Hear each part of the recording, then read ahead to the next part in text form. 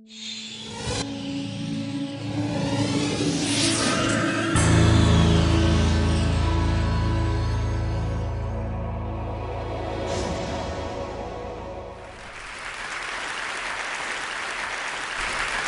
else. At least I've discovered what it is we put our speakers through. Sweaty palms, sleepless nights, a wholly unnatural fear of clocks. I mean, it's quite brutal. And I'm also a little nervous about this.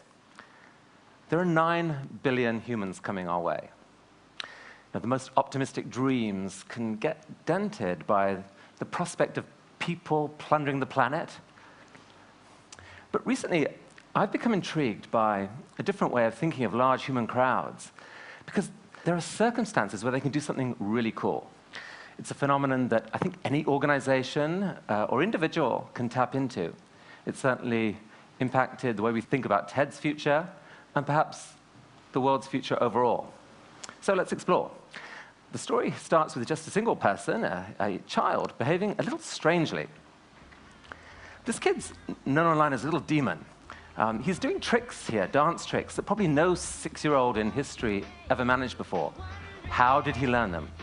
And what drove him to spend the hundreds of hours of practice this must have taken? Here's a clue. and Mandy, step your game up, oh! Step your game up, oh!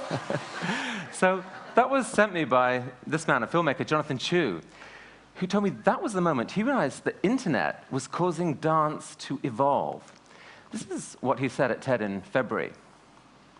I mean, in essence, dancers were challenging each other online to get better. Incredible new dance skills were being invented. Even the 6-year-olds were joining in. I mean, it felt like a revolution.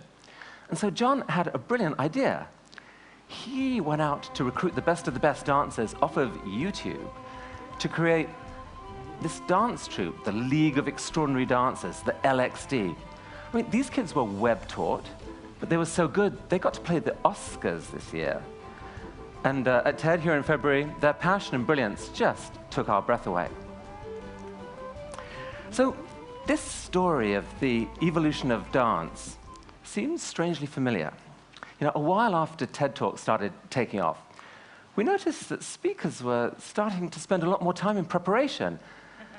It was resulting in incredible new talks like these two, months of preparation crammed into 18 minutes, raising the bar cruelly for the next generation of speakers with the effects that we've seen this week.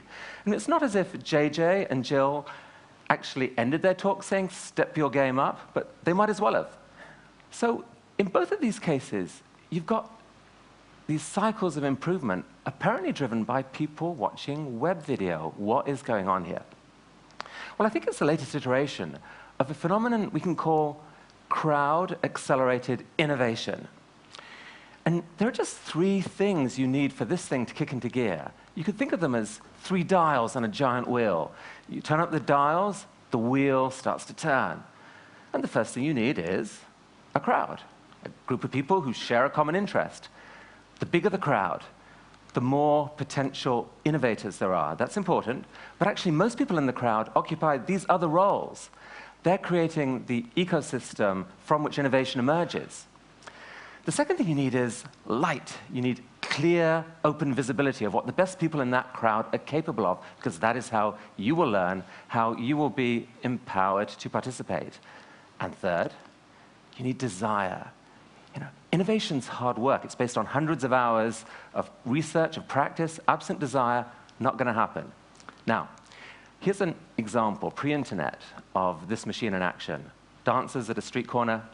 You know, it's a crowd, a small one. But they can all obviously see what each other can do. And the desire part comes, I guess, from social status, right? Best dancer walks tall, gets the best date. There's probably going to be some innovation happening here. But on the web, all 3 dials are ratcheted right up. The dance community is now global. There's millions connected. And amazingly, you can still see what the best can do. Because the crowd itself shines a light on them, either directly through comments, ratings, email, Facebook, Twitter, you know, or indirectly through numbers of views, through links that point Google there. So it's easy to find the good stuff. And when you found it, you can watch it in close-up repeatedly and read what hundreds of people have written about it. That's a lot of light. But the desire element is really, dialed way up. I mean, you might just be a kid with a webcam, but if you can do something that goes viral, you get to be seen by the equivalent of sports stadiums crammed with people. You get hundreds of strangers writing excitedly about you. And even if it's not that eloquent, and it's not, it can still really make your day. So this possibility of a new type of global recognition, I think is driving huge amounts of effort. And it's important to note that it's not just the stars who are benefiting. Because you can see the best, everyone can learn. Also, the system is self-fueling. It's the crowd that shines the light and fuels the desire. But the light and desire are a lethal 1-2 combination that attract new people to the crowd. So this is a model that pretty much any organization could use to try and nurture its own cycle of crowd-accelerated innovation. Invite the crowd, let in the light, dial up the desire. And the hardest part about that is probably the light, because it means you have to open up. You have to show your stuff to the world. It's by giving away what you think is your deepest secret that maybe millions of people are empowered to help improve it. And very happily, there's one class of people who really can't make use of this tool. The dark side of the web is allergic to the light. I don't think we're going to see terrorists, for example, publishing their plans online and saying to the world, please, could you help us to actually make them work this time? But you can publish your stuff online, and if you can get that wheel to turn, look out. So at TED, we've become a little obsessed with this idea of openness. In fact, my colleague June Cohen's taken to calling it radical openness, because it works for us each time. We opened up our talks to the world, and suddenly there are millions of people out there helping spread our speakers' ideas, and thereby making it easier for us to recruit and motivate the next generation of speakers. By opening up our translation program, thousands of heroic volunteers, some of them watching online right now, and thank you, have translated our talks into more than 70 languages, thereby tripling our viewership in non-English speaking countries. By giving away our TEDx brand, we suddenly have 1,000+ live experiments in the art of spreading ideas. And these organizers, they're seeing each other, they're learning from each other. We are learning from them. We're getting great talks back from them. The wheel is turning. Okay, step back a minute. I mean, it's really not news for me to tell you that innovation emerges out of groups. We've heard that this week. This romantic notion of the lone genius with a eureka moment that changes the world is misleading. Even he said that, and he would know. We're a social species. We spark off each other. It's also not news to say that the internet has accelerated innovation. For the past 15 years, powerful communities have been connecting online, sparking off each other. If you take programmers, the whole open source movement is a fantastic instance of crowd-accelerated innovation. But what's key here is that the reason these groups have been able to connect is because their work output is of the type that can be easily shared digitally. A picture, a music file, software. And that's why, what I'm excited about, or what I think is underreported, is the significance of the rise of online video. This is the technology that's going to allow the rest of the world's talents to be shared digitally, thereby launching a whole new cycle of crowd-accelerated innovation. The first few years of the web were pretty much video-free. For this reason, video files are huge. The web couldn't handle them. But in the last 10 years, bandwidth has exploded 100-fold. Suddenly, here we are. Humanity watches 80 million hours of YouTube every day. Cisco actually estimates that within 4 years, more than 90% of the web's data will be video. If it's all puppies, porn, and piracy, we're doomed. I don't think it will be. Video is high bandwidth for a reason. It packs a huge amount of data, and our brains are uniquely wired to decode it. Here, let me introduce you to Sam Haber. He's a unicyclist. Before YouTube, there was no way for him to discover his sport's true potential. Because you can't communicate this stuff in words, right? But looking at video clips posted by strangers, a world of possibility opens up for him. Suddenly he starts to emulate and then to innovate, and a global community of unicyclists discover each other online, inspire each other to greatness. And there are thousands of other examples of this happening, of video-driven evolution of skills, ranging from the physical to the artful. And I have to tell you, as a former publisher of hobbyist magazines, I find this strangely beautiful. I mean, there's a lot of passion right here on this screen. But if Rube Goldberg machines and video poetry aren't quite your cup of tea, how about this? Jove is a website that was founded to encourage scientists to publish their peer-reviewed research on video. There's a problem with a traditional scientific paper. It can take months for a scientist in another lab to figure out how to replicate the experiments that are described in print. Here's one such frustrated scientist, Moshe Pritzker, the founder of Jove. He told me that the world's wasting billions of dollars on this. But look at this video. I mean, look, if you can show, instead of just describing, that problem goes away. So it's not far-fetched to say that at some point, online video is going to dramatically accelerate scientific advance. Here's another example that's close to our hearts at TED, where video is sometimes more powerful than print, the sharing of an idea. Why do people like watching TED Talks? All those ideas are already out there in print. It's actually faster to read than to view. Why would someone bother? Well, obviously there's some showing as well as telling. But even leaving the screen out of it, there's still a lot more being transferred than just words. And it's in that nonverbal portion, there's some serious magic.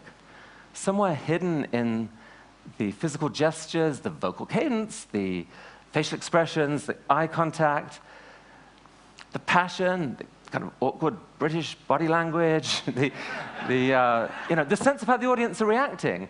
There are hundreds of subconscious clues that go to how well you will understand and whether you are inspired. Light, if you like, and desire. Incredibly, all of this can be communicated on just a few square inches of a screen.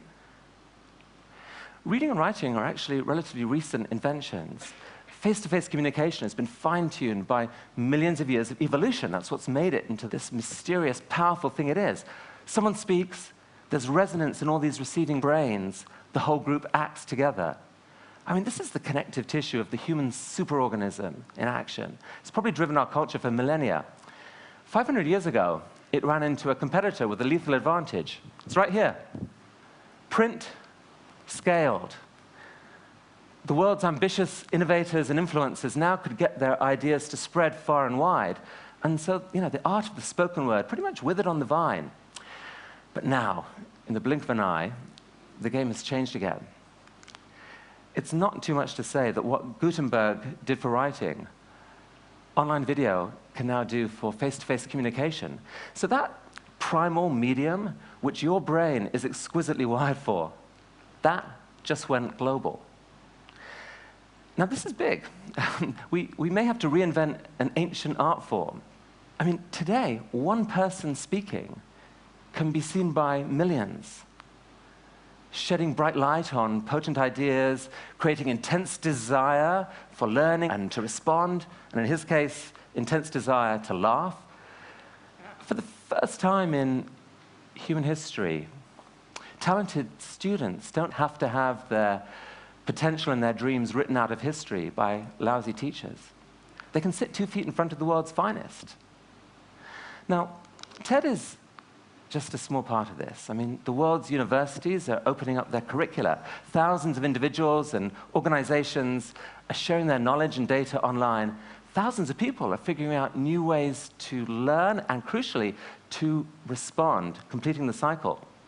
And so, as we've thought about this, it's become clear to us what the next stage of TED's evolution has to be.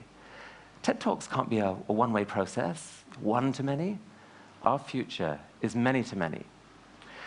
So we're dreaming of ways to make it easier for you, the global TED community, to respond to speakers, to contribute your own ideas, maybe even your own TED Talks, and to help shine a light on the very best of what's out there. Because if we can bubble up the very best from a vastly larger pool, this wheel turns. Now, is it possible to imagine a similar process to this happening to global education overall? I mean, does it have to be this painful, top-down process? Why not a self-fueling cycle in which we all can participate? It's the participation age, right? Schools can't be silos. We can't stop learning age 21. What if, in the coming crowd of 9 billion, what if that crowd could learn enough to be net contributors instead of net plunderers? That changes everything, right? I mean, that would take more teachers than we've ever had. But the good news is, they are out there.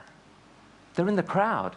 And the crowd is switching on lights, and we can see them for the first time, not as an undifferentiated mass of strangers, but as individuals we can learn from. Who's the teacher? You're the teacher. You're part of the crowd that may be about to launch the biggest learning cycle in human history, a cycle capable of carrying all of us to a smarter, wiser, more beautiful place. Here's a group of kids in a village in Pakistan, near where I grew up. Within 5 years, each of these kids is going to have access to a cell phone capable of full-on web video and capable of uploading video to the web. I mean, is it crazy to think that this girl on the back at the right, in 15 years, might be sharing the idea that keeps the world beautiful for your grandchildren? It's not crazy. It's actually happening right now. I want to introduce you to a good friend of Ted who just happens to live in Africa's biggest shantytown. Hi, my name is Christopher Macau.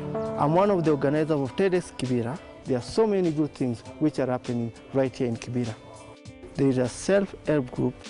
They are turned a trash place into a garden. The same spot, it was a crime spot whereby people were being robbed. They are using the same trash to form green manure. The same trash site is feeding more than 30 families. We have our own film school. They are using flip cameras to record, edit, and reporting to their own channel, Kibera TV. Because of scarcity of land, we are using the sacks to grow vegetables and also able to save on the cost of living. Changes happens when we see things in a different way. Today, I see Kibera in a different way. My message to TED Global and the entire world is Kibera is a hotbed of innovation and ideas.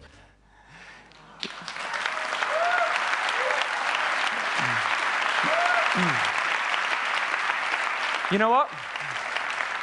I bet Chris has always been an inspiring guy. What's new, and it's huge, is that for the first time, we get to see him, and he can see us. Right now, Chris and Kevin and Dennis and Dixon and their friends are watching us in Nairobi right now. Guys, we've learned from you today. Thank you, and thank you.